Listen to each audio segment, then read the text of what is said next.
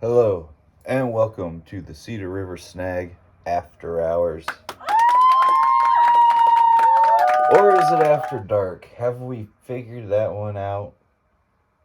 It doesn't matter. So, what we are is we are glorious background noise. If you know, you know. Sometimes you can't watch a movie, sometimes there's something you can't physically invest into following, but you just want something to listen to. You just want something to be background noise for your ears. Something you can tune in and out of and not pay attention to. And congratulations, you found it. If you know, you know. There are many times where I'm at work and, I can listen to something on YouTube, but I gotta minimize it down and work. And I literally thought about popping up one of them YouTube podcasts, just screenshots, static images, but don't worry, you're not missing nothing here. It's just me. So go ahead, pop me in the little box. I will not feel offended. I will not cry. And what this is literally mundane talk. It's improv. And I know if you want to torture yourself, go to a comedy club on improv night because, oh my God, it's usually horrible. I'm going to try to be like 10% more entertaining than that. And I actually use the term improv kind of loosely on this one because this is my third time recording this because of audio issues. Actually, fourth time. There was a cricket that would not shut up. The other time I had the mic too close and all you could hear me was breathing, sound like I was an asthmatic. And then the other time it was too... Anyway. So it's live. Shot from live to tape. Posted up here as we go. Excuse me. That also is not intended for children. So let me say right now, if you let your crotch goblins run unattended on YouTube, this is not the worst thing they will see. Could be some strong language, maybe some suggestive material, but nothing too bad. Literally, my first topic I wanted to discuss, was when do you take down your Christmas lights? Like, I have some deep theories on leaving them up forever and then taking them down right away. Would be something good to discuss, but this one has got railroaded over to being a child in the 1980s, right? A lot of people ask me, what was it like being a kid in the 80s? Because they hear all these crazy stories, and some of them are true. For example, I played in a scrapyard.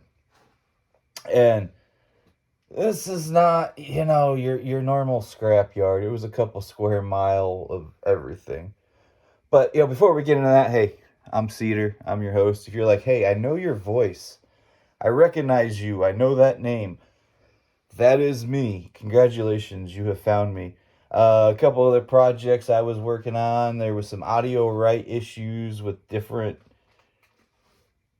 public service. I don't know, something to do with the apps and websites and who owned rights to what. And there was a big muting of audio. And a bunch of people have bailed on this, but me and Daphne are still here. My ever silent, you'll probably never meet her, producer who does absolutely nothing on this show except stare at me.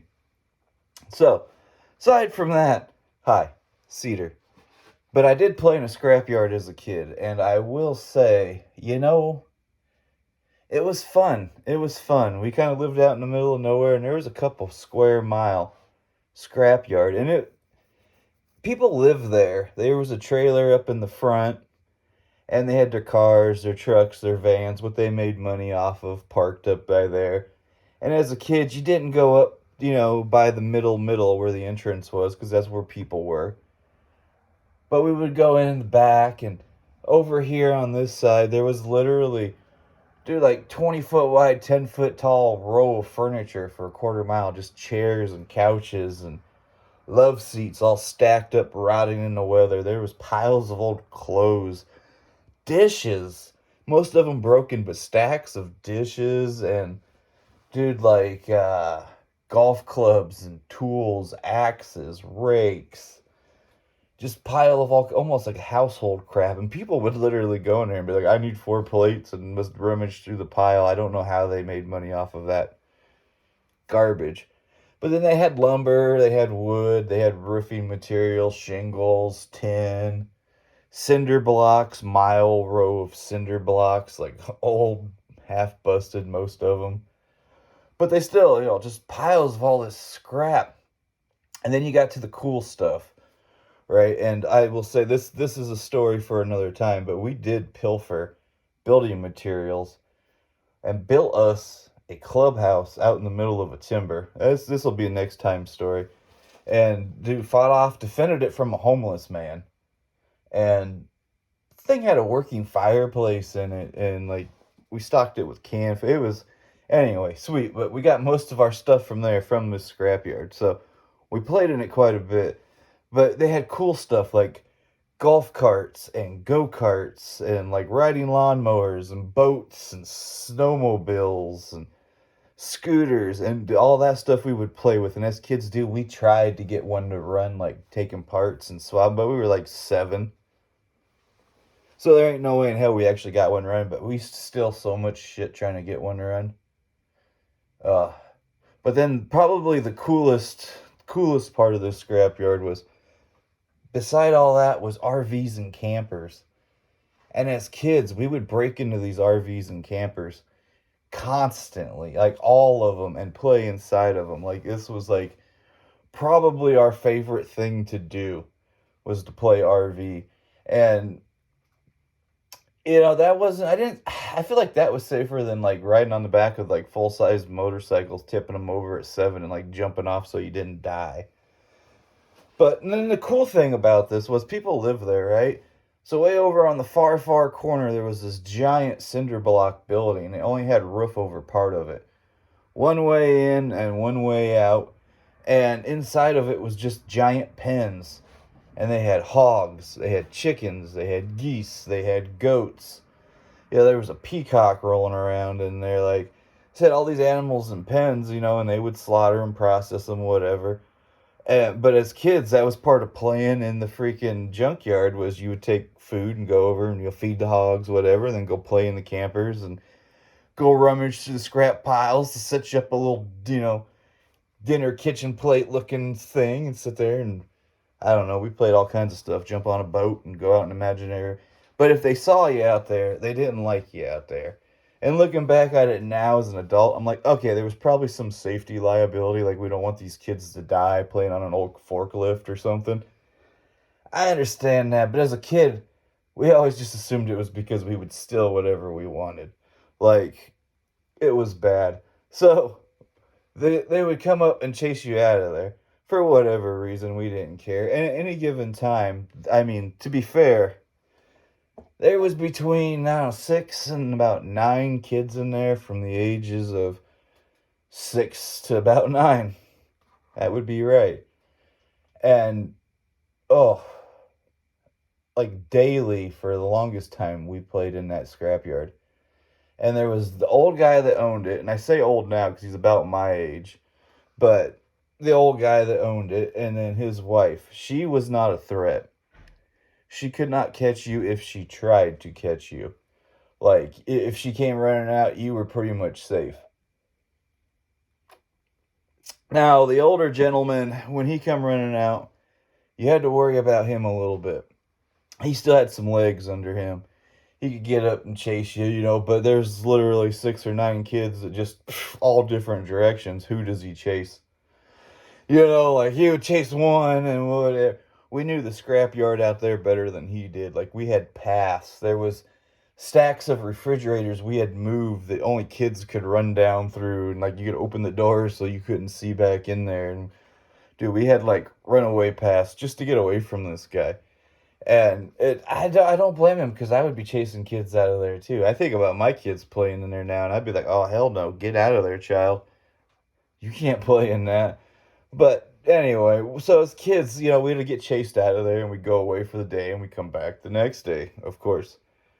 But one time, they almost got one of us. We were playing over by the animals, and that's where the campers were. And the old dude came out of nowhere, and we all had to, like, dive out this little tiny camper window out the other side, and he's over there all ready for us. So everybody just scatters, and he's trying to grab kids or whatever. And his wife's running around the other side, and she's yelling, they're yelling, and we all scatter. And our buddy, we called him Chubby, because it was 1980s, and he was a chubby kid, right? So he was a chubby kid and slow. So the dude chased him. And instead of running under and stuff and disappearing, he ran right into the animal enclosure. And the guy's wife came right around the backside. And the old dude came right in after him. So we're all thinking, shit. They're gonna get Chubby. Like, this is over. He's gonna rat us all out. And the era is over. Finally, this is done. And like it's a high anxiety moment. Like suspense is building. And we hear the old guy yelling, "No, don't do that." And all of a sudden, he comes running out of that animal pen. The old guy just running for his life. And like right behind him was like this 400, 300 pound hog, giant hog, comes flying out, runs the dude over, like smashes him down in the mud, just tramples the poor old guy. On the back of this hog, there's our buddy Chubby. He's holding on to the ears and he runs over this guy.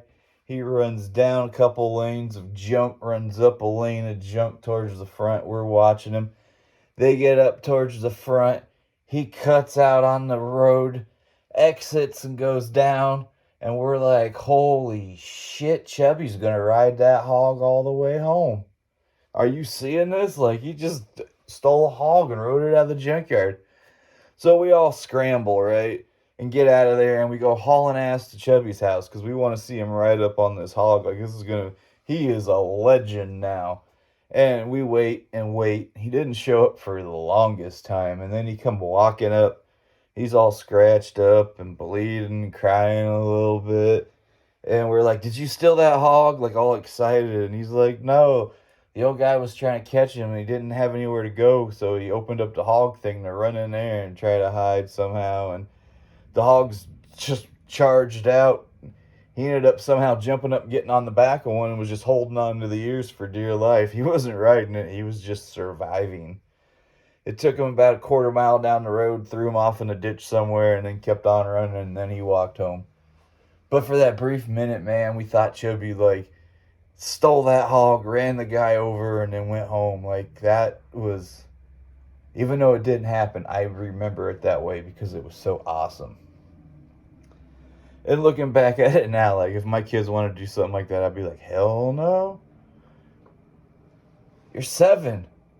You ain't going playing in a junkyard. Good Lord, child, what is wrong with you?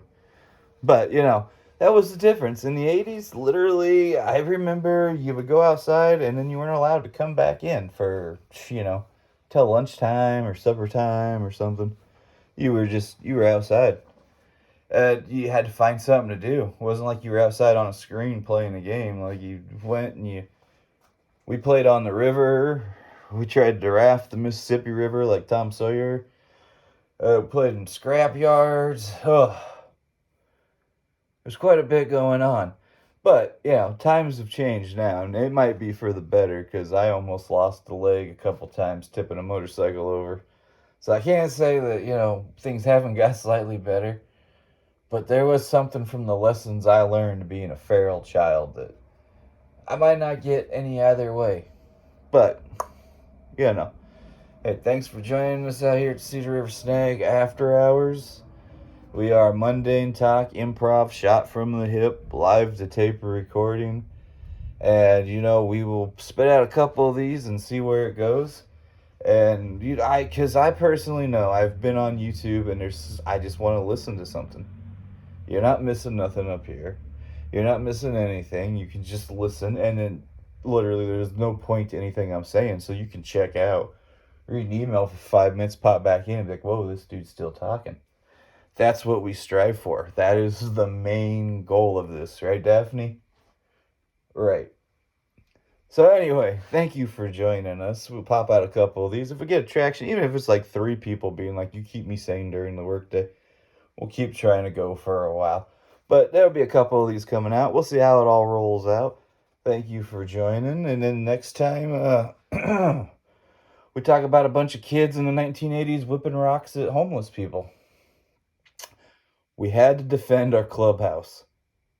It was defined. And before anybody jumps on me about, all you kids being horrible and raiding that junkyard, I would just like to close up by saying they were only there for a couple of years because they were outside of their property on state property, and they got in a whole bunch of trouble from the EPA because they weren't draining out their oil or their antifreeze. They were just dumping everything on the ground. So they literally made them shut that junkyard down. It was open by about 4 years. And then 5, they tried to keep the up front, but they made them take everything. Anyway, so it wasn't a real bad situation either way around. But until next time, we'll see ya.